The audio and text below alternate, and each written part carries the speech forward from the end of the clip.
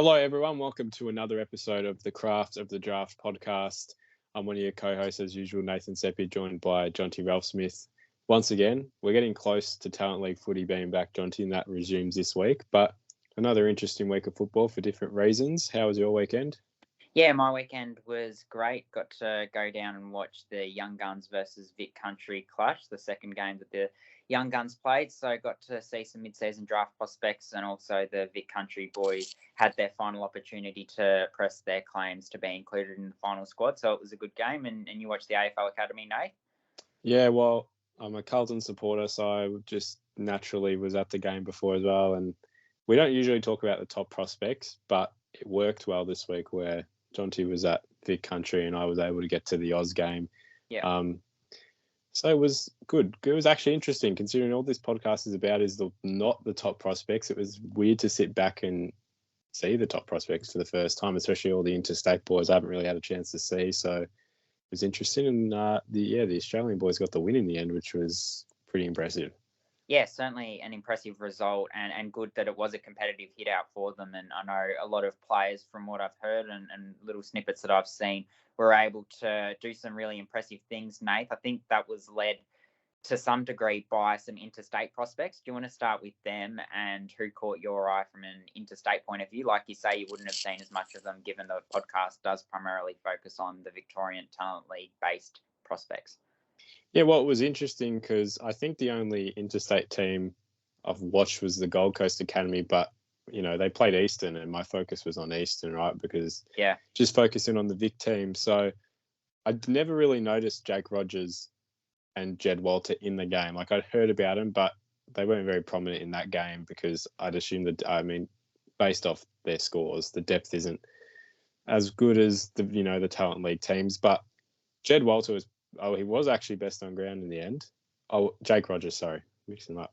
Jake Rogers was best on ground. It was a very impressive performance. He was just so quick and dashy off half back. His ball use was just superb every time he touched it. Wouldn't turn it over.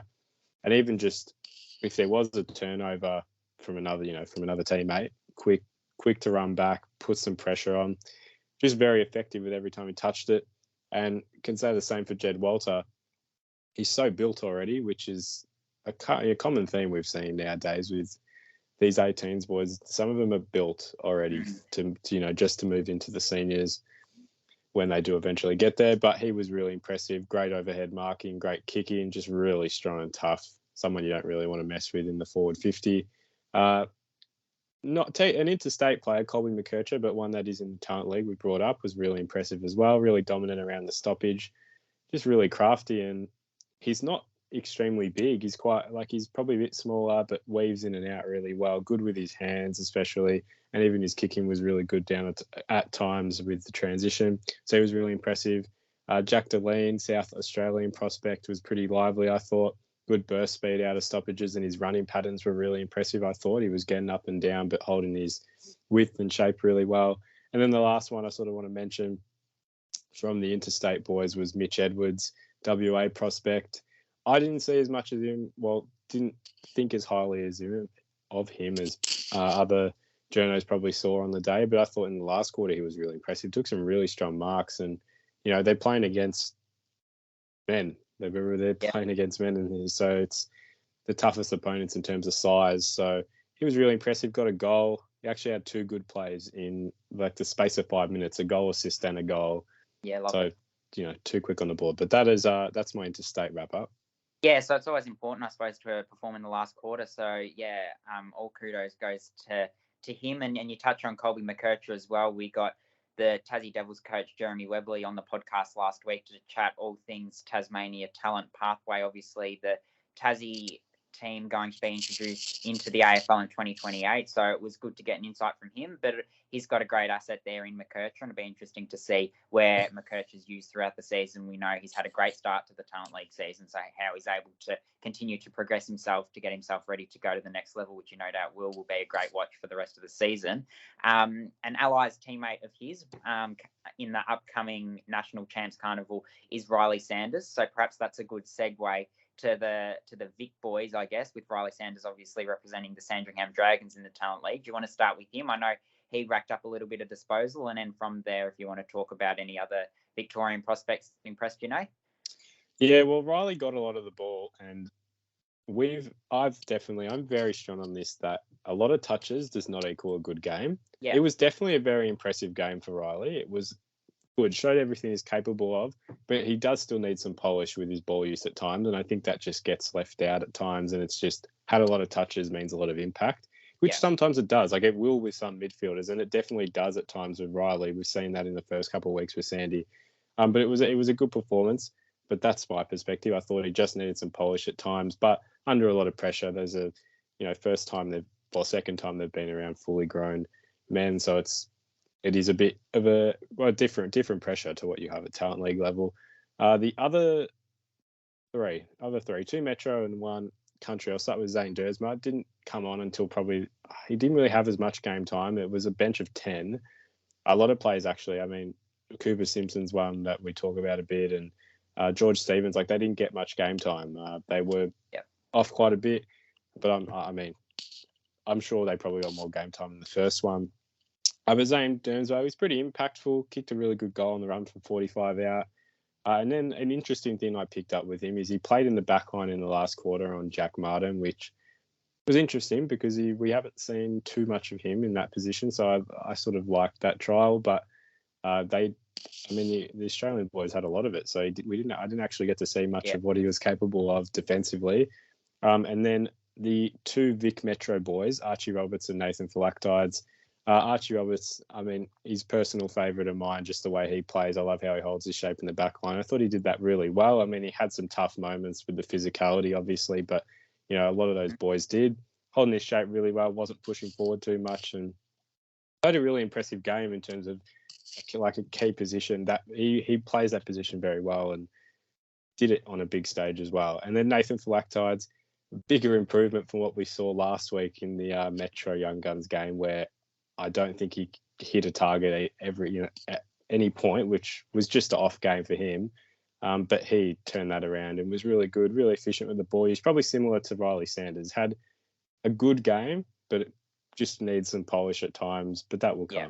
That will come with experience. So, that's my wrap up. And I didn't want to focus on it too much because obviously that's not the point of the podcast. But it is interesting. We haven't talked about it. So that's a bit of a wrap up from them. But we're going to move to your game now, Jonty, which was Vic Country and Young Guns.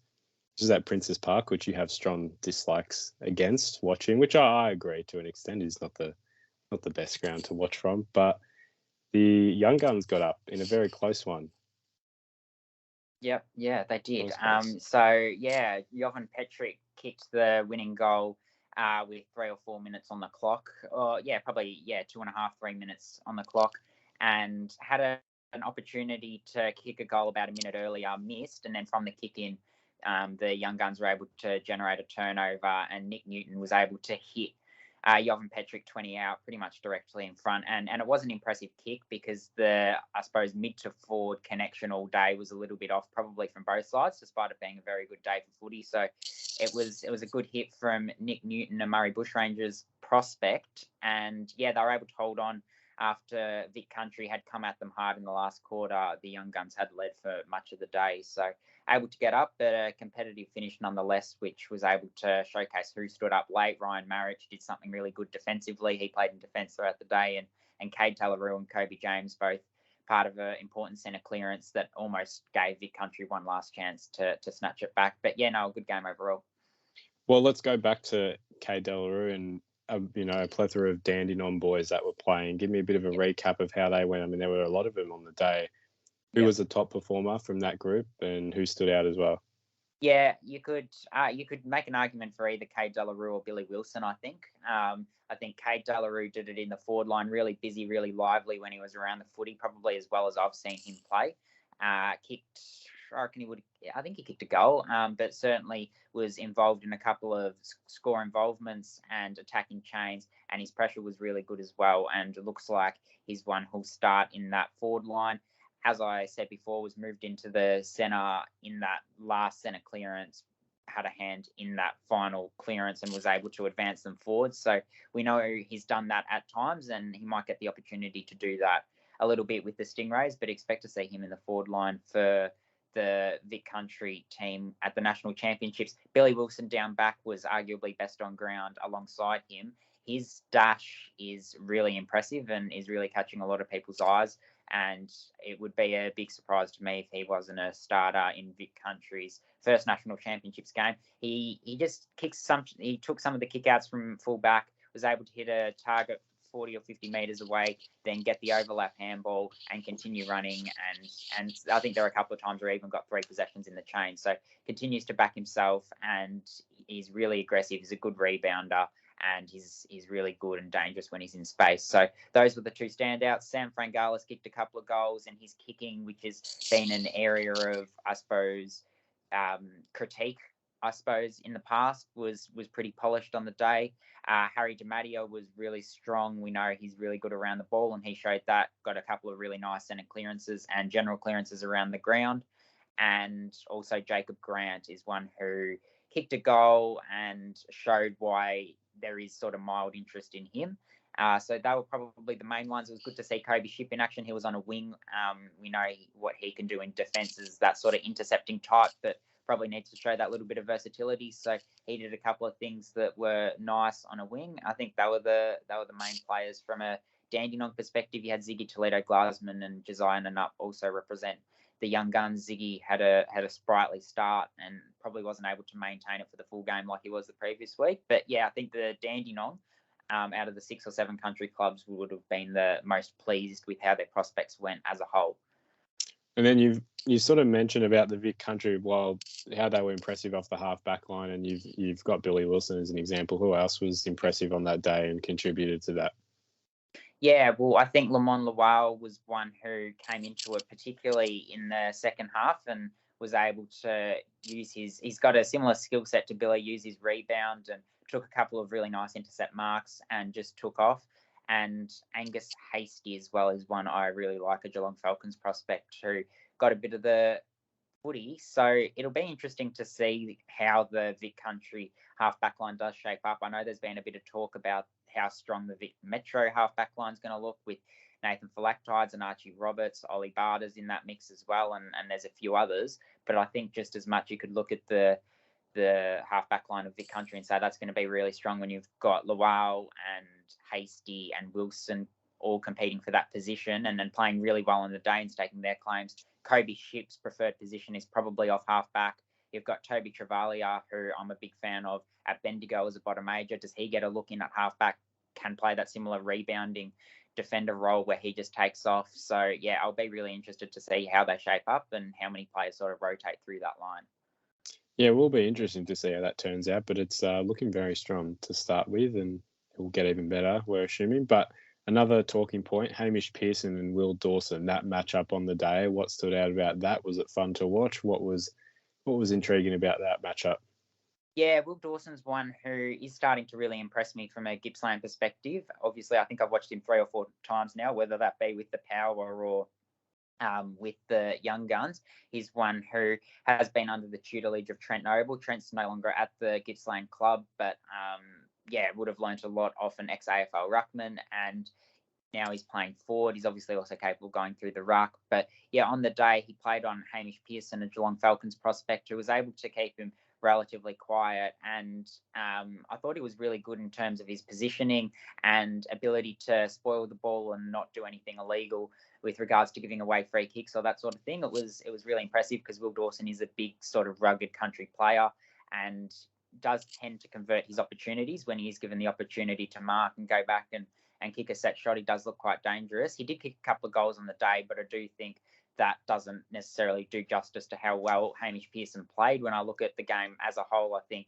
that he did more to enhance his stocks than he did to decrease his stocks, Hamish Pearson. So one to keep an eye on, that was able to play a lockdown role and was reasonably effective in doing so. So that was a nice one to watch throughout the day. Hamish Pearson obviously representing the Young Guns. And I guess the last talking point, Lachie Charlson. We heard a lot about him to start the season, and he was a player that I think we both thought just seemed a bit too inconsistent, at least to start. But I think from round 3 onwards, and especially that game in Bendigo, he's since then stayed consistent, and it's been a linear improvement he kicked a good bag, which you'll tell me about. But what was impressive about his game, and even if you compare it to a couple of weeks ago when we were in Bendigo and the weeks before, what's changing, what's evolving, and making him stand out and actually make a lot of impact every game? Yeah, I don't know if there's been this, if the performance on the weekend necessarily highlighted any improvement from that game, but what I sort of look at is now, like you say, it's sort of been a body of work. We've seen it over 3 weeks. Hopefully, he can now sustain it over 5 or 6 weeks, and he can sustain it over a few games at that sort of Vic Country level. He was really impressive. He kicked 4 goals and played off half forward. So yeah, really good, and was able to hit a few targets around the ground. His field kicking was reasonable, and was, we obviously know he doesn't have a lot of size to work with, but he still packs a punch. And I thought it was a good performance from him, particularly in the first half. So just seeing him continue that body of work and put his name forward was really impressive, because, like you say, we've heard a lot about him, but now he's starting to really show why his name has been put on the map by people around the Rebels. And I guess the last talking point really is the mid-season prospects. Yeah. Out of what you saw and we've seen 2 games, you've seen 2, I've seen 1. Like, who are the main ones we should probably watch out for? Who are the most likely, or even if it's not the most likely, just the ones who have probably shown enough to get their names out there and give themselves a shot? Yeah. Well, I guess focus on a talent league perspective. I'll quickly touch on the fact that I think across the 2 games, Jed Longmire and Archer May both showed enough to suggest that they've got traits that could transfer to the next level. Archer May, obviously a key position prospect. He kicked a couple of goals this week. I think he kicked a couple of goals last week as well. He's really good overhead, can take good contested mark. Jed Longmire played forward on the day, on the weekend in the second game, and we saw how well he went in the first week as well. Was able to rack up a heap of the footy. So he's shown that versatility. He's gone reasonably at Collingwood VFL. So there are a couple of VFL prospects to keep your eye on. Archer May at Richmond VFL, having been a graduate of the Sandringham Dragons. But from a talent league perspective, Rye Penny, a quarter cannons prospect who was a train on at Collingwood, has a volleyball background and a very good vertical leap. He's one to keep an eye on. He played off half back. He's played for Calder through the midfield at times, but was off half back on the weekend, and he looked really good. Was able to take some marks and use that vertical leap that we know he has. Clay Tucker, we know he's been regarded, probably correctly, as being the most likely to go pick 1 in the mid-season draft so far, and what he showed on the weekend was quite impressive. We always know how good how well he's going to go in the ruck, but he also went up forward and was very good as well. I suppose the thing with him up forward is would be great to see him just sort of allow it to get kicked into him rather than trying to be that lead-up target. If he allows it to get kicked into him, then he's got that natural size that he's going to be able to use and grow into his body and wrestle opponents off him. But there's so much upside with him, and he showed why clubs are so interested in him again on the weekend.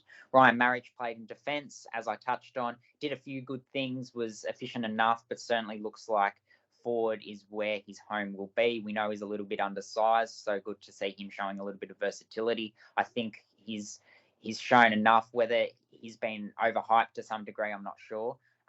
But that's a subjective opinion. I do still think there's a lot of likeable traits about him.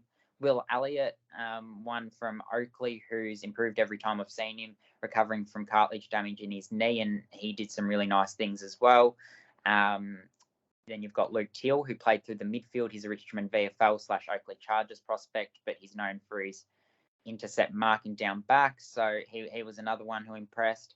And they were probably the main ones. Ziggy Toledo Glasman probably falls into that Ryan Marriage category to some degree, in that he's a little bit undersized. There's a little bit less interest in him, but his athletic capabilities, I suppose, mean that if it's not mid-season draft, then there's still the capacity for him to get drafted down the track if he does want to stick at it in VFL. We know he's at the Stingrays at the moment, but he's also on Casey's VFL list as well, so we might see him playing against men later in the year. But I think that would be the main ones that played for the young guns that are listed as overages in VFL programs, as well as Archie Sinnott, I should mention as well, who was very good through the midfield, and is also listed at a VFL club, Werribee, I believe.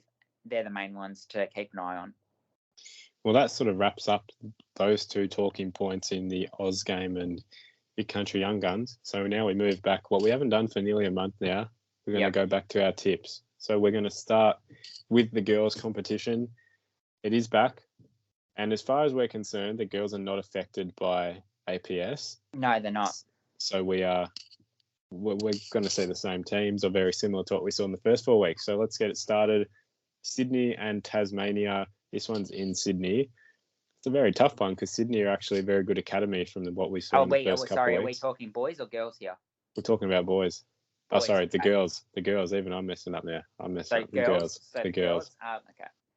But this is really tough. I'm going to back Tassie. Yeah, so am I. I think they've had some players, it's worth mentioning as well, Tassie, who have played VFLW in recent weeks. So, yeah, I'm going to back them to get it done by a couple of goals. Then the second game of the round, Murray and Brisbane. This one's in Craigieburn. Murray, they've had a pretty tough start. Brisbane's academy, I think it's the first time we've seen them for the girls. Yeah. So this could go either way because we have no idea. I'm going to back Murray.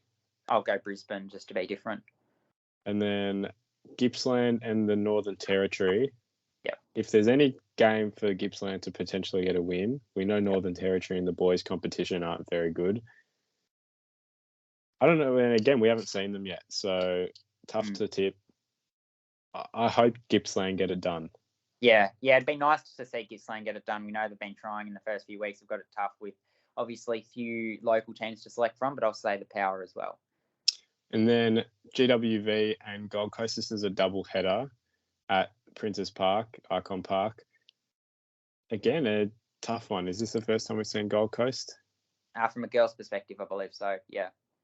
I'll back the Rebels. They're impressive either way. Yeah, I like the Rebels. I think they had a couple of wins in the first part, but I think that could easily have been a couple more if they played some easier opposition. And then the last game of the round, it's a pretty short round. Every team comes back from next week. Bendigo and Geelong, another double header. Probably Geelong are probably the favourites, but it will probably be a very competitive matchup. But yeah, I do have to say Geelong will get it done. Yeah, another big performance from Sarah Howley and Geelong to get it done for me. Now let's move to the boys. This one, Friday night, we'll be at this one.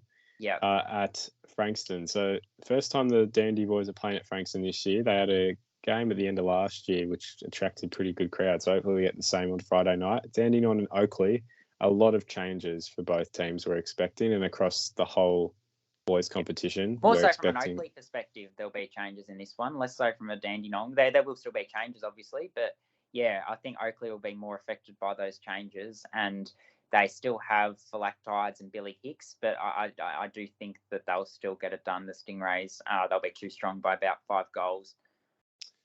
Yeah, tough one, and we've copped some slack from some Oakley people, and yeah, I'm going to back Oakley. I'll give him a chance. I'll say Oakley get it done.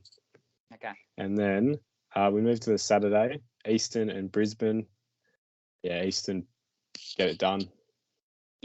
Yeah, there shouldn't be too much more to say about that. It'd be interesting to see if we get to see Rye Cantwell. Hopefully we get to see him for the first time this season. And I say Eastern by 4 goals. And then Gippsland and Western in Morwell.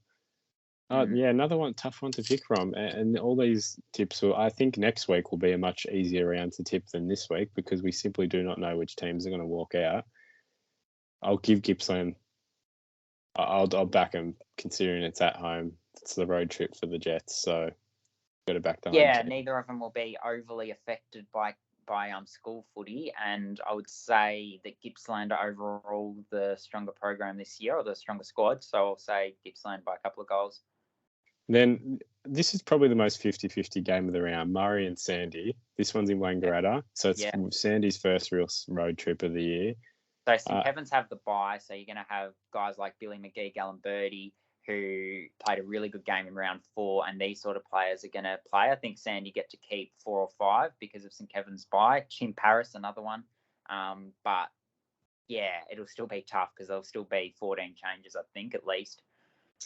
I'm going to back Murray. You seem to think Sandy will do this, not comfortably, but you haven't really gone against, you haven't backed Murray.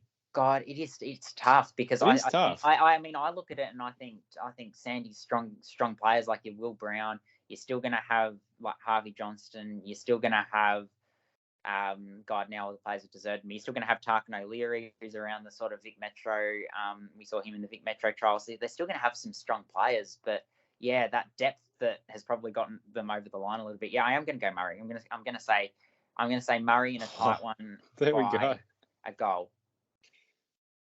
There we are. Well, I said I'd back Murray as well. This is a doubleheader as well with the girls, Sydney and Tasmania again. Sydney have some glimpses, but Tassie should get it done. Yeah, I'll back Tassie by a couple of goals. And then to the Sunday, Bendigo and Geelong, like we said, doubleheader with the girls. Tough again. This actually be very competitive.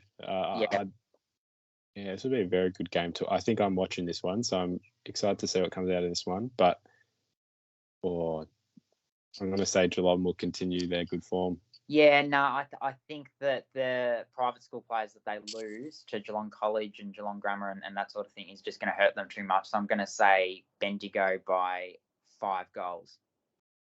Big call, sort of. GWV Gold Coast to round out the return. Again, doubleheader, GWV. Yeah, agree. Well, that wraps it up. We're certainly not clipping these tips because I think we got so stuck on who to tip that I don't even think if we clip these for our socials, they would be short at all. So that's the most extended tip we've ever done, but it will be much quicker next week. But thank you guys for watching. Next week back to normal in terms of what we've been doing.